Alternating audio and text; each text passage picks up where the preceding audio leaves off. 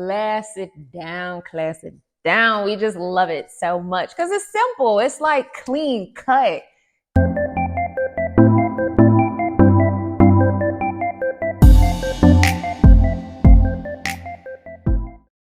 Welcome to my channel. I'm excited to finally do my wedding series that I've been talking about for so long. If you don't know, and if you're new here, which you probably are, because this is my first YouTube video, my name is Brandy Blige Adams, and I'm going to be your personal wedding planner and also give you inspiration off of my wedding and the tips that I have learned. So if you're ready, let's go. So before we get started into this series, I wanted to show you guys my wedding video. It's a quick 1-minute thing so you can get kind of a feel of how my wedding looked, and I hope you enjoy it.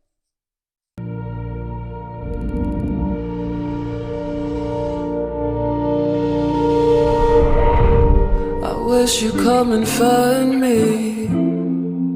Won't you come and find me? 'Cause I'm down when you're far away, yeah. When you're gone, I don't sleep for days, yeah.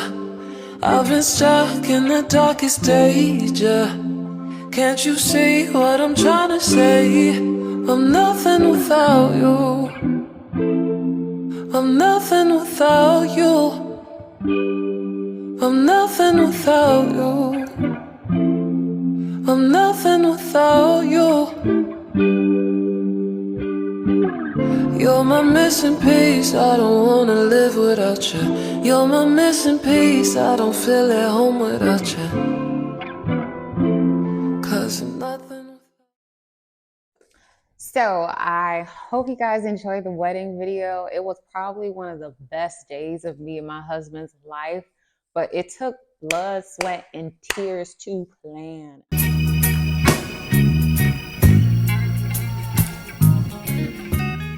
I mean, that thing was no joke, but I wouldn't trade my experience for the world.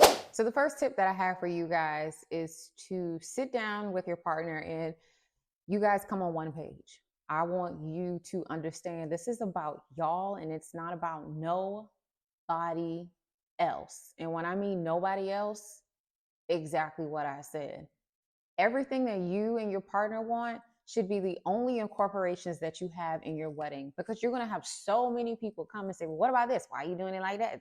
You know, what people just ignore it because it's not their day. It's your day. And remember, this is something where you're going to look back on your photos and you're going to look back on your videos and you're going to be like, man, I should have did what I wanted to do, because people go tell you what to do with your wedding and go on about their business. And then you're going to be sitting there like, why didn't we do what we wanted to do again? Y'all are in this together. Nobody else is in this. Nobody else is paying for it. Unless you got family, friends helping you, then that's a totally different story. Can't help you there. Nobody else is sitting up late at night getting paper cuts with the invitations. Y'all doing it. So please do what y'all want to do. The next thing you guys are going to do is you're going to pick a wedding date. For example, if you want a fall wedding, October would be a good date, or even August would be a good date, or September. But just know those are really popular months. So guess what? Your stuff is going to be a lot more expensive. So you kind of want to figure out, what am I willing to tweak as far as the date and what am I not willing to tweak as far as the date? The next thing that you're going to do when you're picking your date is you're going to think about holiday season. So if you're around any type of holiday, whether it's Valentine's Day, St. Patrick's Day, Christmas, Thanksgiving, you want to think about the cost that's going to be associated with that date as well. Not just the cost. Now we're going to think about, okay, if it's the holiday season and we want people to come to our wedding, we're going to have to figure out and decide, do we want people there? Do we not want people there? If you don't care who comes and you don't care if it's one person or two people, hey, have your wedding around the holiday season. But if you kind of want everybody in your family and your friends to be able to come and enjoy that day with you, I would choose a date that's far out from the holiday season. The next thing that centers around your date is, how much time will that date give us in order to be able to plan effectively, right? So when you're planning your wedding around this date, you want to give yourself enough time to be able to pay for the wedding, okay? You want to give yourself enough time to be able to save. You want to give yourself enough time to be able to pick out a vendor, pick out your dress, have your little activities in between. So picking out your date is not just like oh, we're just going to randomly choose this date. Please, when you pick out a date, think it all the way through, okay? All those little factors. I know it's a lot to think about, but all those little factors are going to help you later on in your planning process, okay? After you choose your wedding date, and this is based off of my experience, once again, I created a Pinterest board. And my Pinterest board was something that gathered all of my thoughts together in order for me to be able to creatively express to whoever I was talking to at the moment. For example, let me put it into these terms. Have you ever had an idea and it was just so profound and it was so like over the top, and then the person that you were communicating with couldn't understand it or couldn't fathom it? This Pinterest board is going to help you talk when your words don't speak for you, right? So what I did was every day when I had free time, I would just scroll through different Pinterest ideas, different hacks, different tips. And when I would get all my ideas together by the end of the week, what I would do is I would tab them. I would have one tab for florals. I would have one tab for centerpieces. I would have one tab for wedding dresses. I would have one tab for bridesmaid dresses. I mean, all my tabs were organized, and it helped me, as I stated before, later on in the journey, right? If you have a wedding planner, you don't have a wedding planner, still make this binder, because like I said, it's going to help you and it's going to help your wedding planner and it's going to help who's ever helping you, whether it's a family member or a friend. Y'all need to have this on deck at all times. Have it in your phone.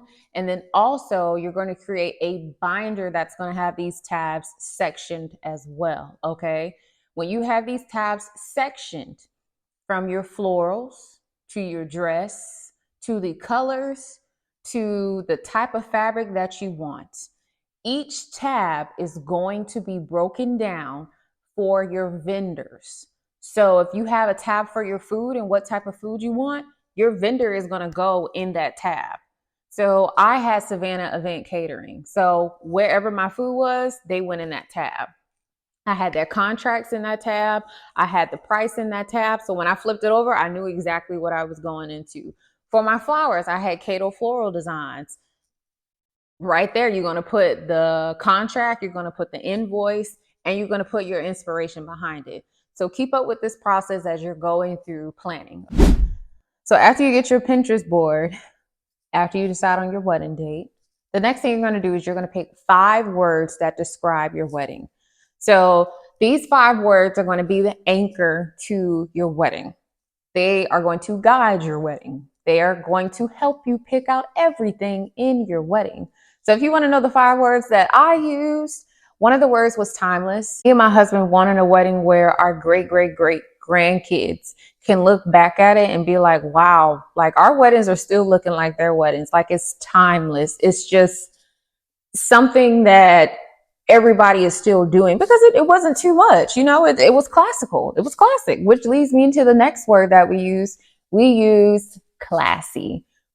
Me and my husband love some class, baby. Okay. Class it down, class it down. We just love it so much because it's simple. It's like clean cut, crystal clear. Like my mind ain't running all over the place. It's straight black and white.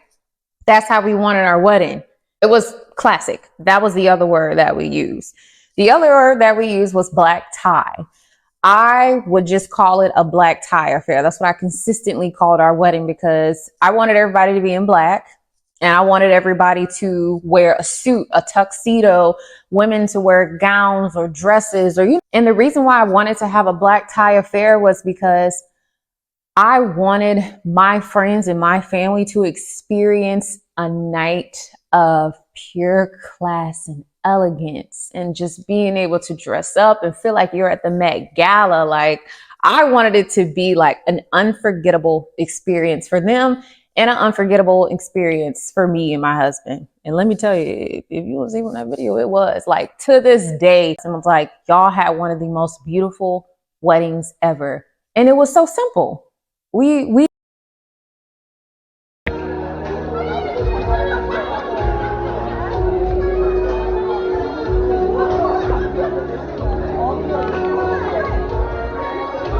Or the other word that we used was elegant. So I tied it into black tie because we wanted elegance to just ooze out of our wedding.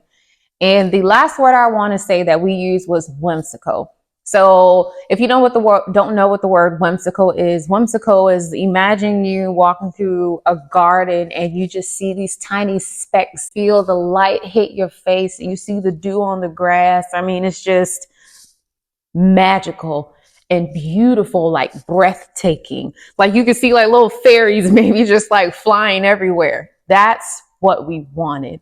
A whimsical black tie, timeless, elegant, classy wedding. And by the grace of God, we were able to have that. So now that we've done everything all the way from picking out the wedding date to all the way from picking out 5 words, I want you to solely stay right there for maybe about 2 months. Just sit here because it's going to change throughout your wedding planning process because you're going to see new ideas. It's going to spark, it's going to be like squirrel, and you're going to change.